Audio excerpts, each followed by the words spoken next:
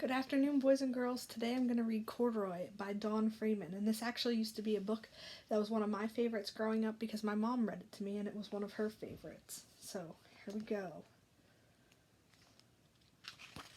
Here's the title page with Corduroy's little green overalls. And I know, boys and girls, you'll remember this story from the beginning of the year because we read it several times in one of our first reading units as one of our mentor texts. Corduroy is a bear who once lived in the toy department of a big store. Day after day, he waited with all the other animals and dolls for somebody to come along and take him home.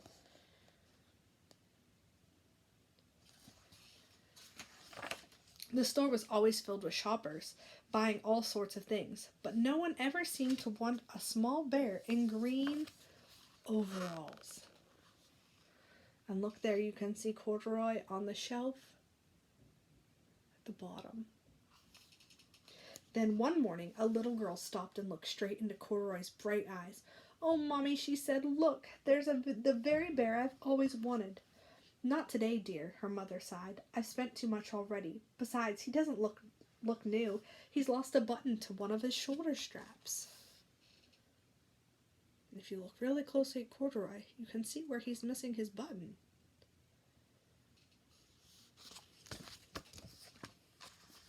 Corduroy watched them sadly as they walked away. I didn't know I had lost a button," he said to himself. "Tonight I'll go and see if I can find it."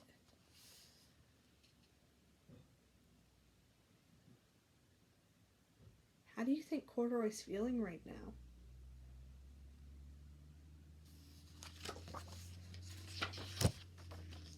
Late that evening, when all the shoppers had gone and the doors were shut and locked, Corduroy climbed carefully down from his shelf and began searching everywhere on the floor for his lost button.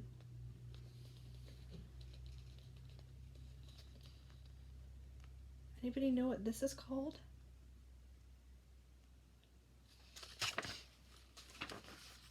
Suddenly, he felt the floor moving under him.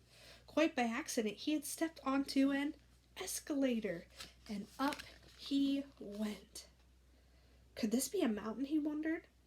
I think I've always wanted to climb a mountain.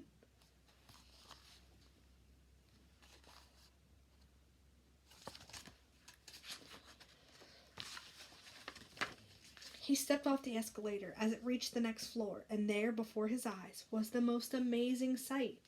Tables, chairs, lamps, and sofas, and rows of beds. "This must be a palace," Corduroy gasped. "I guess I've always wanted to live in a palace."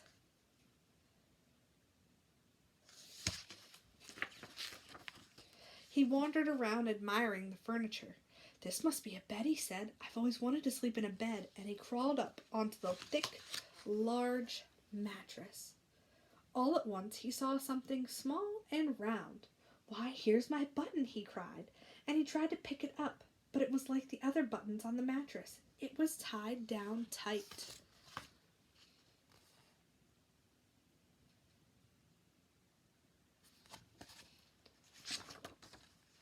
He yanked and pulled with both paws until pop! Off came the button, and off the mattress Corduroy toppled, bang, into the tall floor lamp, and over it fell with a crash.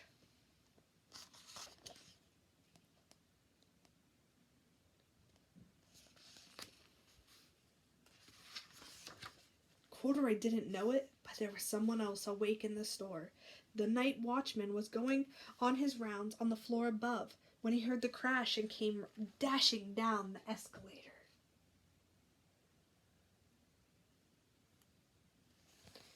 "Now, who in the world did that?" he exclaimed. "Somebody must be hiding around here." Do you see Corduroy anywhere? I wonder where he went. He flashed his light over and over the sofas, and under, and the beds, until he came to the biggest bed of all, and there he saw two fuzzy brown ears sticking out of the cover. "Hello," he said. "How did you get upstairs?"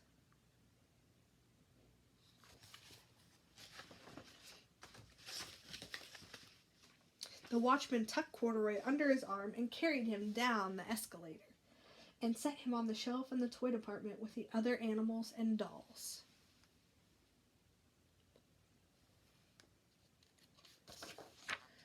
Corduroy was just waking up when the first customers came into the store that morning, and there, looking at him with a wide, warm smile, was the same little girl he had seen the day before. "I'm Lisa," she said, "and you're going to be my very own bear. Last night I counted what I had saved in my piggy bank, and my mother said I could bring you home."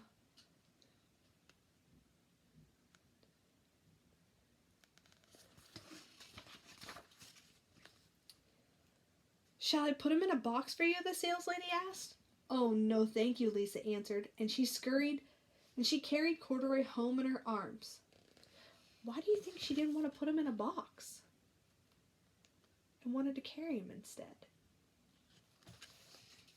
She ran all the way up the 4 flights of stairs into her family's apartment and straight to her own room. Corduroy blinked, and there was a chair and a chest of drawers, and alongside a girl-sized bed stood a little bed just the right size for him. The room was small, nothing like the enormous palace in the department store. "This must be home," he said. "I've always wanted a home." Lisa sat down with Corduroy on her lap and began to sew the buttons on his overalls. "I like you the way you are," she said, "but I think you'll be more comfortable with your shoulder strap fastened." How do you think Corduroy's feeling right now?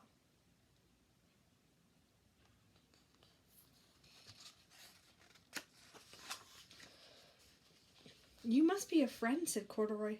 "I've always wanted a friend." "Me too," said Lisa, and gave him a big hug. How do you think both of the characters are feeling right now, Lisa and Corduroy?